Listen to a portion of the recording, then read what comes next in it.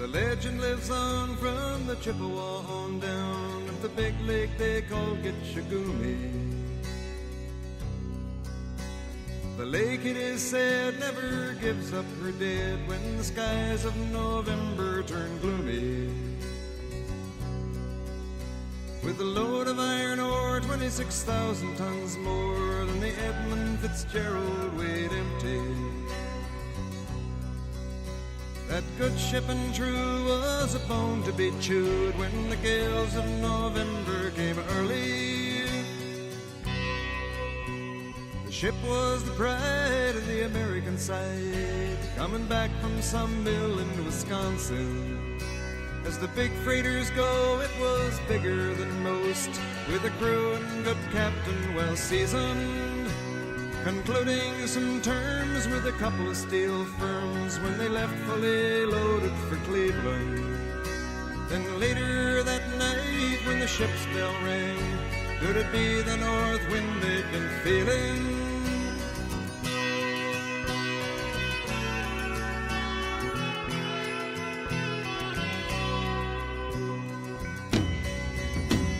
The wind in the wires made a tattletale sound, and the wave broke over the railing. And every man knew, as the captain did too, 'twas the witch of November come stealing.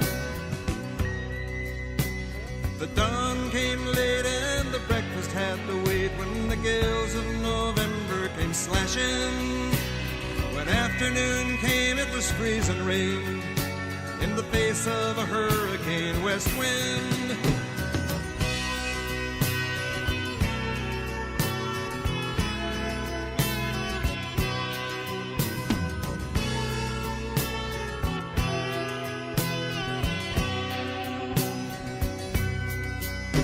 When supper time came, the old cook came on deck saying, "Fellas, it's too rough to feed you."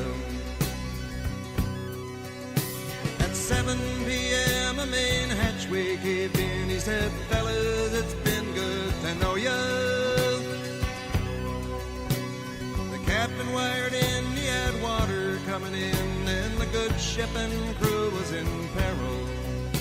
And later that night, when his lights went out of sight, came the wreck of the Edmund Fitzgerald.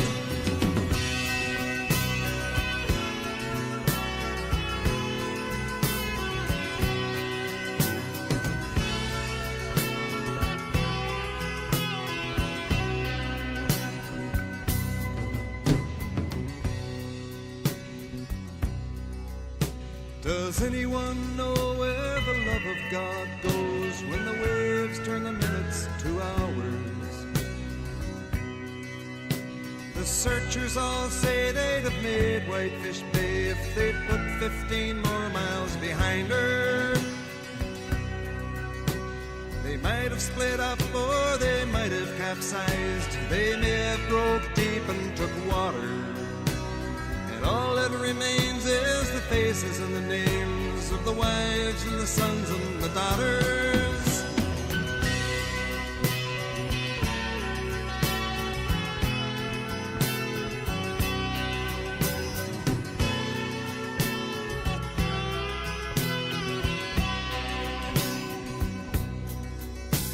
Lake Huron rolls Superior sings in the rooms of her ice water mansion. Old Michigan steams like a young man's dreams. The islands and bays are for sportsmen. And farther below, Lake Ontario takes in what Lake Erie can send her. And the iron boats go, as the mariners all know, with the gales of November remembered.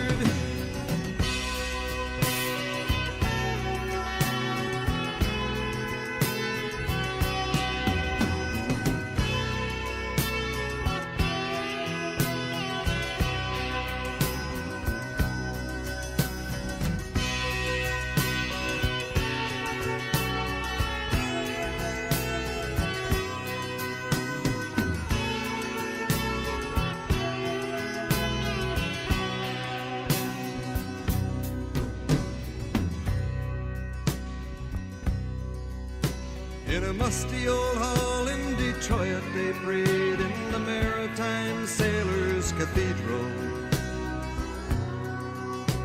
The church bell chimed till it rang 29 times for each man on the Edmund Fitzgerald. The legend lives on from the Chippewa on down of the big lake they call Gitchagumi. Superior, they said, never gives up her dead when the gales of November come early.